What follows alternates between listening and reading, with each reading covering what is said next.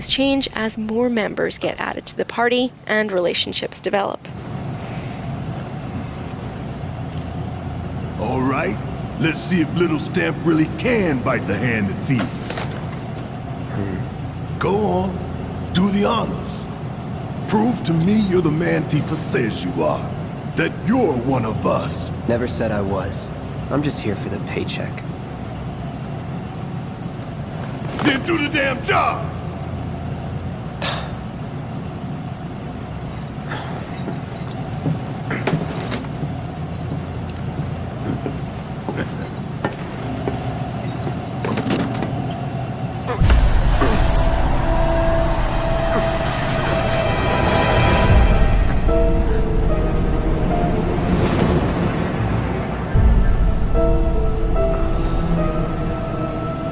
What's wrong?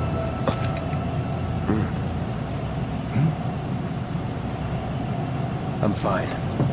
What about the timer? You double-crossing! Heads up! What in the hell?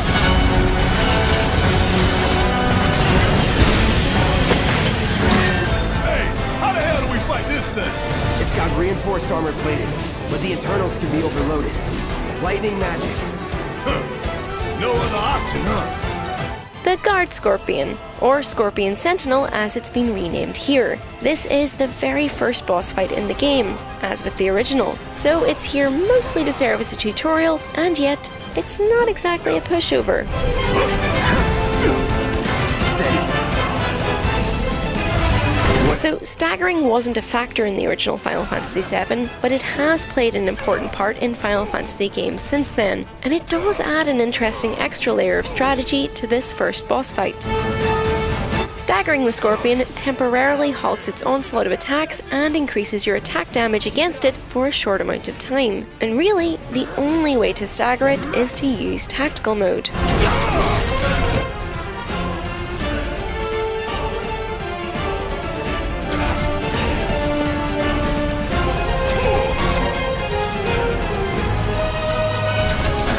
As anyone who's played the original knows, Thunder is a very good spell to have on heavy rotation at this early stage of the game, as it works wonders on mechanical enemies, despite being slightly misleadingly named, but we won't hold that against them.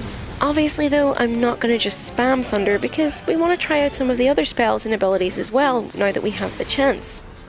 Most of these attacks are pretty well telegraphed, with maybe the only exception being when it goes into this barrier mode. The trick here, just so you know, is apparently to attack this very, specific weak spot. Oh, now he remembers. Don't keep me waiting in suspense next time. Go for the Guard Scorpion's butthole is a sentence I never thought I'd say. Or go down in flames. It's also worth pointing out that you not only need the ATB gauge to perform spells and attacks, you also needed to use items, like potions and ether.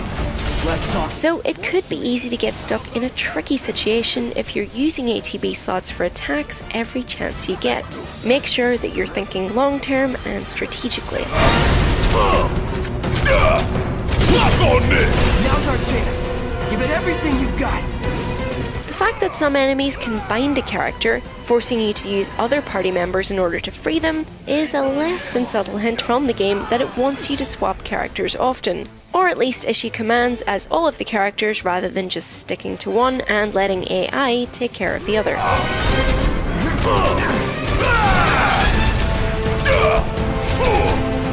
Shit! Was just about to get you out.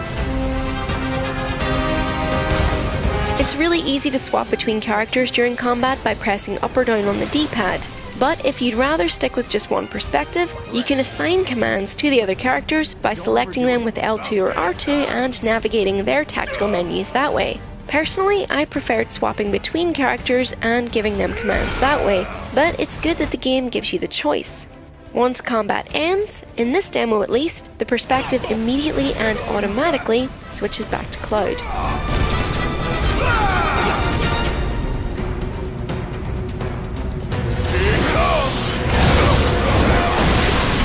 Maybe it's just me, but it is really nice to see limit breaks still getting the rather extra looking rainbow highlight when they become available. You might have noticed that former limit breaks like Braver have become more regular skills, which makes me wonder how limit breaks will evolve over time in this game, or whether there'll be opportunities for limit breaks to link up with those of other characters when timed correctly. That would be really cool to see.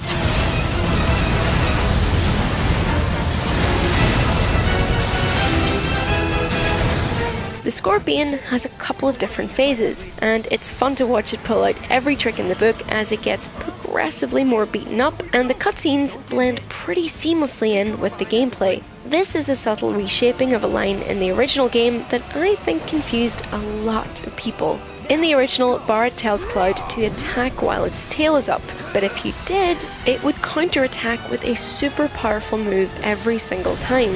I think it was dialogue that got a little bit lost in translation. So here, the game encourages you to take cover by providing debris to hide behind whenever the tail is up. A much better plan that also showcases how you can use the environment to your advantage in the remake. Not good enough!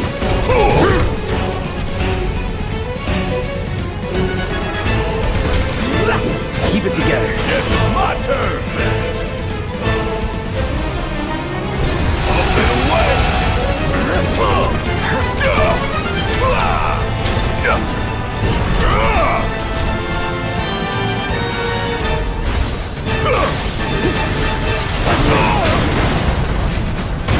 Hey, it's doing that thing again! Find cover and hunker down. Again and again and again!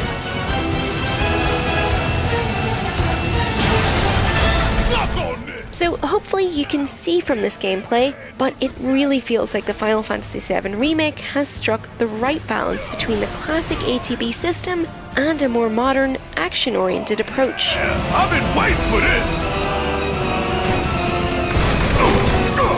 This one right here is for the flesh! It doesn't feel like you're simply mashing buttons to win, nor does it feel overly fiddly or complex once you get the hang of how things work, which doesn't really take long at all.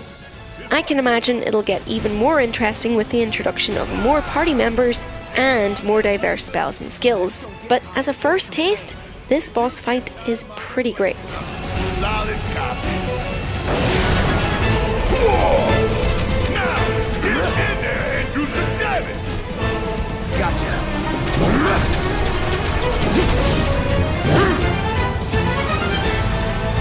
Brace yourself. Try this. It's a very short demo, all things considered, but it does the job and leaves us hungry for more. Oh,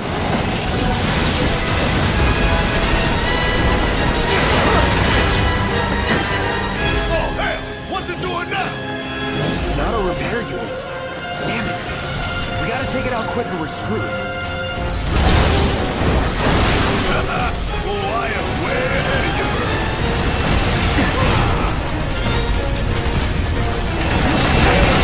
Time our attack's just right.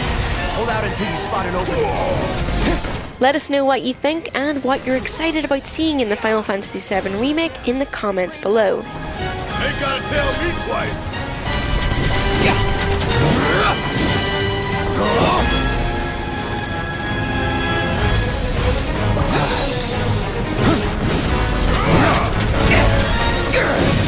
There goes another.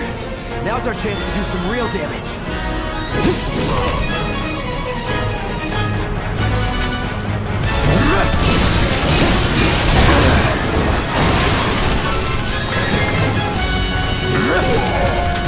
Don't overdo it. All right, I'm waiting. watch and learn.